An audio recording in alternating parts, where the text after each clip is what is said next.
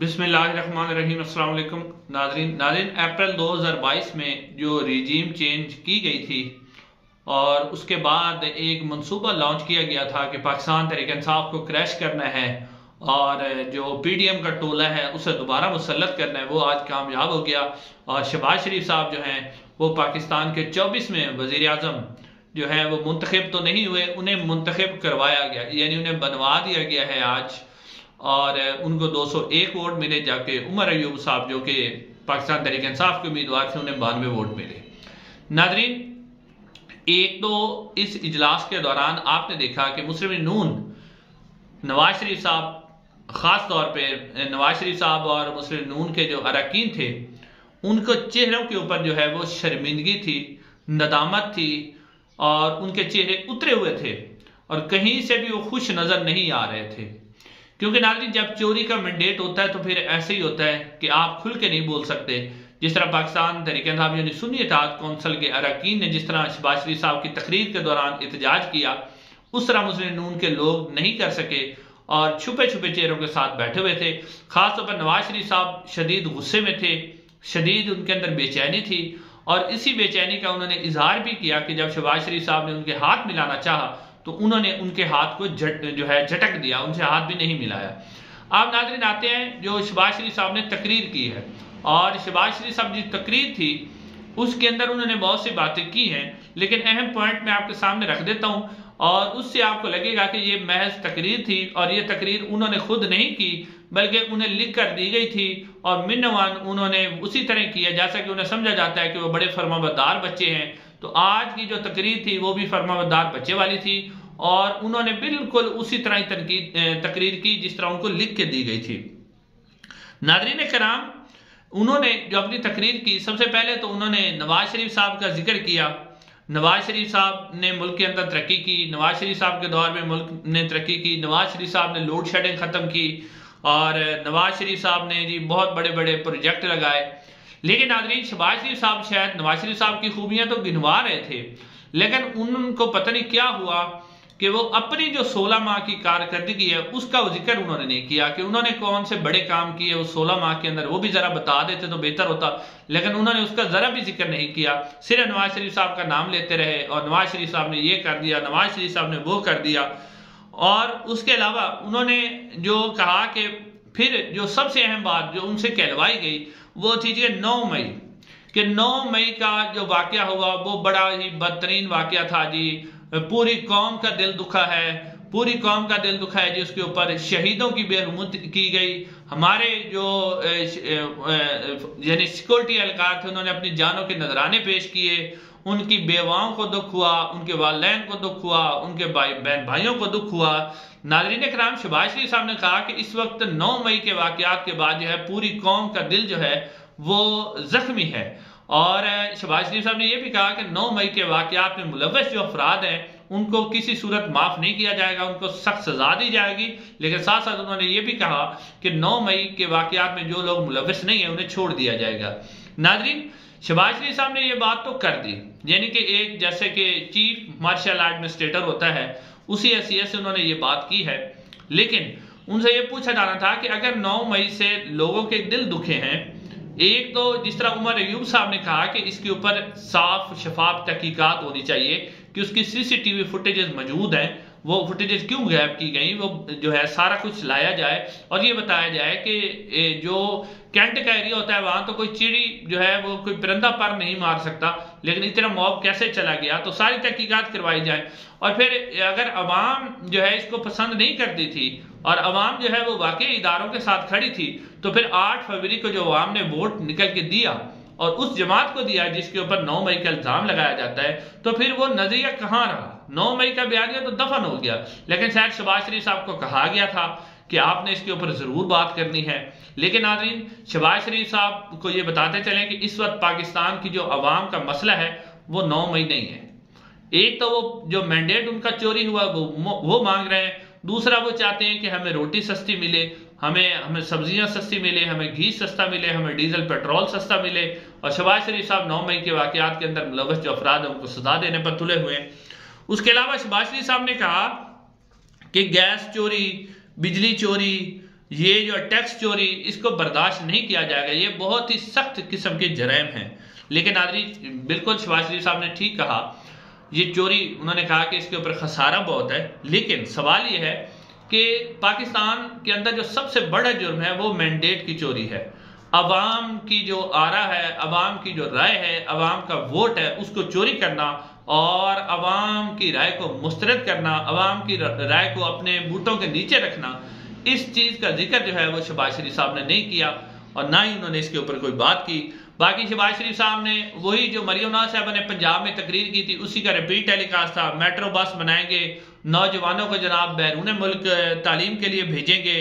और पता नहीं वो जो बैरून मुल्क भेजेंगे उसके लिए पैसे कहाँ से आएंगे, जबकि वो खुद ही कह रहे थे कि हमारी तनख्वाहें भी कर्जों से अदा की जा रही हैं, तो वो किस तरह नौजवानों को बैरून मुल्क भेजेंगे? पैसे तो पाकिस्तान के खजाने में है नहीं। शहबाज शरीफ साहब शायद अपने पैसे लगा कर भेजे, वो तो उम्मीद नहीं है कि अपने पैसे तो वो नहीं लगाते। उसके अलावा उन्होंने कहा कि बैरून मुल्क से जो है ना सरमायाकारी पाकिस्तान में आएगी। ये बड़ी दिलचस्प बात उन्होंने की और इस पर सिर्फ हंसी आ सकती है कि बैरून मुल्क से नाज़रीन कराम सरमायाकारी कैसे आएगी? बैरून मुल्क से अगर कोई बंदा पैसा लगाता है पाकिस्तान के अंदर, तो जब तक उसे ये श्योरिटी नहीं होगी कि उसके पैसे की जो, अगर मैं पैसा लगाऊंगा तो मुझे जो है पाकिस्तान के आइन और कानून और अदालतों से मुझे इंसाफ मिलेगा, और अगर मेरा जो सरमायाकारी है उसको कोई नुकसान होता है या उसके ऊपर कोई डाका जनी होती है या उसके साथ कोई फ्रॉड होता है, तो उसे पाकिस्तान की अदालतों से इंसाफ मिलेगा। तो फिर ही जाके बैरून मुल्क का कोई शख्स जो है वो पाकिस्तान के अंदर पैसे लगाएगा। तो नाज़रीन, जिस तरह आपने देखा कि जब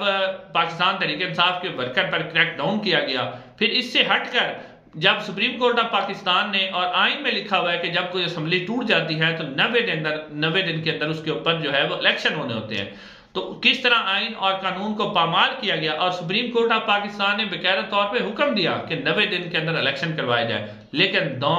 धांधली, ज्यादती और जबर की बुनियाद पर उस हुक्म को जूते की नोक पे रखा गया। नाज़रीन कराम, जब आप अदालत की बात नहीं मानेंगे, पाकिस्तान के अंदर सुप्रीम कोर्ट की बात नहीं मानी जाएगी, तो बाहर से कौन पागल है जो मुल्क के अंदर आकर सरमायाकारी करेगा? तो शहबाज शरीफ साहब को चाहिए कि सबसे पहले रूल एंड लॉ की बात करें, कानून के अंदर सबको बराबर रखें। लेकिन आइन और कानून तो पाकिस्तान के अंदर है ही नहीं। अब देखें कि जिस तरह पाकिस्तान के अंदर इलेक्शन हुआ और जिस तरह फॉर्म 45 को 47 में तब्दील किया गया, तो कौन आपके मुल्क में पैसे लगाएगा? ये भी शहबाज शरीफ साहब ने बात की। उसके अलावा शहबाज शरीफ साहब ने कहा कि हम जनाब मंसूबा बना रहे हैं कि 2030 में हम G20 के अंदर शामिल हो जाएं। जी नाज़रीन, एक तकरीबन 180 या 1000 अरब रुपए का मकरूज मुल्क है और कर्जों के ऊपर सब कुछ चलाया जा रहा है। मीडिया को पैसे दिए जाते हैं अपने तशहीर के लिए, 1-1 अरब रुपया MPA और MNS में बांट दिया जाता है, तो वो G20 में शामिल होंगे, पता नहीं कैसे शामिल होंगे। फिर शहबाज शरीफ साहब को शायद ये बात भी लाजमी कहेगी कि आपने कहना है कि हम अमेरिका के साथ जो हमारे ताल्लुकात खराब हो चुके हैं, हमने सबसे पहले उसको बेहतर करना है, फिर हमने उस ताल्लुकात को इस्तवार करना है। शहबाज शरीफ साहब ने कहा कि ये मेरी जाती ख्वाहिश है, हालांकि उनकी जाती ख्वाहिश नहीं थी। ये भी उनको कहा गया था कि अमेरिका का जिक्र भी जरूर करना है, क्योंकि अमेरिका के ही तो हम गुलाम हैं। अमेरिका के कहने पर भी तो रिजीम चेंज हुआ था और अमेरिका के कहने पर ही तो ये हुकूमत तब्दील की गई थी। उसके अलावा शहबाज शरीफ साहब ने कहा कि कश्मीर और फलस्तीन के अंदर जो जुल्म ज्यादती हो रही है, 4-4 साल के बच्चे शहीद किए जा रहे हैं, 2 साल के बच्चे शहीद किए जा रहे हैं, तो नाज़रीन उन्होंने कहा कि हम इसके ऊपर एक ऐवान के अंदर करारदाद पेश करेंगे। लेकिन शहबाज शरीफ साहब को शायद ये मालूम नहीं है कि वो दूसरे मुल्कों के अंदर होने वाले जुल्म को तो याद कर रहे हैं, लेकिन अपने मुल्क के अंदर जिस तरह का खवातीन के ऊपर जुल्म किया गया, लोगों के घरों में छापे मारे गए, लोगों की चार दीवारी और चादर को पामाल किया गया, लोग की इज्जतें खराब की गई, लोग के कारोबार बंद किए गए, जिस तरह का जुल्म और ज्यादती बच्चों के ऊपर किया गया, जिले शाह को जिस तरह शहीद किया गया, अरशद शरीफ को शहीद किया गया, उसके अलावा पाकिस्तान के अंदर जिस तरह का जुल्म बर्बरियत का बाजार गर्म किया गया, तो शहबाज शरीफ साहब यानी आप देखें कि अपने मुल्क के अंदर जो ज्यादती है, अपने मुल्क के अंदर जो जुल्म ज्यादती हो रही है, उसके ऊपर तो वो बात नहीं कर रहे, और कश्मीर और फलस्तीन के ऊपर जो जुल्म ज्यादती उसके ऊपर वो बात कर रहे हैं कि हम कश्मीर और फलस्तीन को हक दिलवाएंगे। कैसे नाज़रीन आप हक दिलवाएंगे जब आप अपने मुल्क के अंदर जुल्म ज्यादती कर रहे हैं? यहां पर तो आप हक दिलवा नहीं सकते, कश्मीर के अंदर आप कैसे हक दिलवाएंगे? समझ नहीं आती कि अजीब बातें की जा रही हैं। शायद उनको कहा जाता है ना कि आपने ये बात करनी है, इसलिए। फिर उन्होंने इमरान खान साहब पर तनकीद करते हुए कहा कि जब इलेक्शन कमीशन इलेक्शन में जो धांधली के ऊपर शोर किया जा रहा है, अगर ये शोर धांधली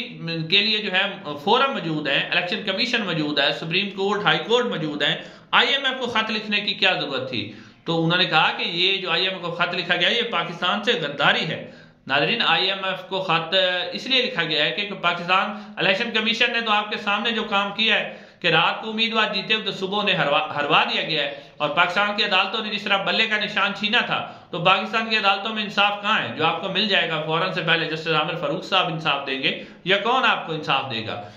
नाज़रीन, उसके अलावा उन्होंने कहा कि बलूचिस्तान का जो मसला है उसको जो है वो हल किया जाएगा, और बलूचिस्तान का मसला शायद ये उन्होंने अपने पॉइंट स्कोरिंग के लिए और पीछे से कहा गया कि जरा मामला को ठंडा करने के लिए ये बात कही जाए कि जी बलूचिस्तान में जो नामालूम मिसिंग लोग हैं, यानी जो लोग मिसिंग हैं, लापता अफराद हैं, जब तक उनका मसला हल नहीं होता तो बलूचिस्तान का मसला हल नहीं होता। तो अब देखते हैं कि शहबाज शरीफ साहब किस तरह वो लापता अफराद का मसला हल करते हैं। जो बलोच खवातीन जो इस्लामाबाद के अंदर बैठी रही हैं, अब उनके मसाइल को शहबाज शरीफ साहब कैसे हल करते हैं। फिर उन्होंने कहा कि जादू टोने से मुल्क नहीं चलते, यानी उन्होंने ये भी तनकीद की, इमरान खान साहब पर घड़ी का इल्जाम भी लगाया, वो भी तनकीद की, लेकिन अपनी BMW को वो भूल गए जो उनके भाई ने BMW ली हुई है, उन्होंने पाइनएप्पल वहां से लिए हुए हैं, उसके अलावा ख्वाजा आसिफ साहब ने घड़ियां ली हुई हैं, उसका जिक्र उन्हें शायद भूल गया है। और उन्होंने कहा कि मुल्क को किसी भी इलेक्शन के नतीजे की जरूरत नहीं है। ये सबसे अहम बात जो उनको कही गई, बहुत ही अहम बात आपने कहते हैं कि इलेक्शन के नतीजे का इस वक्त मुल्क को कोई जरूरत नहीं है। यानी उन्होंने कहा कि धांधली जो हुई है वो होती रहे, इलेक्शन का नतीजा किसी को नहीं चाहिए, हमने सिर्फ मुल्क की नशरियात जो है ना, मुल्क की सूरत हाल को बेहतर करना है, पाकिस्तान के अवाम इलेक्शन का नतीजा नहीं चाहती। यानी कि उन्होंने साफ इनकार कर दिया कि हम इलेक्शन का बिल्कुल नतीजे धांधली के ऊपर कोई बात नहीं होगी, ना किसी किस्म का कमीशन बनाया जाएगा, और जो है वो इस तरह ये नहीं कहेंगे। अब नाज़रीन, शहबाज शरीफ साहब ने जितनी भी तकरीर की, एक तो बार बार वो अलीम खान, नवाज शरीफ, आसिफ जरदारी, बिलावल भुट्टो उनका नाम लेते रहे, तारीफें करते रहे उनकी, और फिर जब उमर अयूब साहब तकरीर करने के लिए आए तो PTV ने सबसे पहले उनकी जो तकरीर है लाइव वो नशरियात बंद कर दी, और इसके ऊपर उमर अयूब साहब और जो PTI के अरकान थे उन्होंने एहतजाज किया। कुछ देर बाद उनकी तकरीर जो है वो दोबारा जो है वो चला दी गई। अब नाज़रीन, आखिर में जो है मैं इस हवाले से कहूँगा कि मौलाना फजलुर रहमान साहब ने भी आज जो कराची के अंदर प्रेस टॉक की है, उन्होंने वाज़ेह तौर पे इसके अंदर कहा है कि जो 2018 में इलेक्शन हुए थे, उन्होंने कहा उसके अंदर भी धांधली हुई थी, लेकिन 2024 में जो इलेक्शन हुए हैं इसने उस धांधली का रिकॉर्ड भी तोड़ दिया है।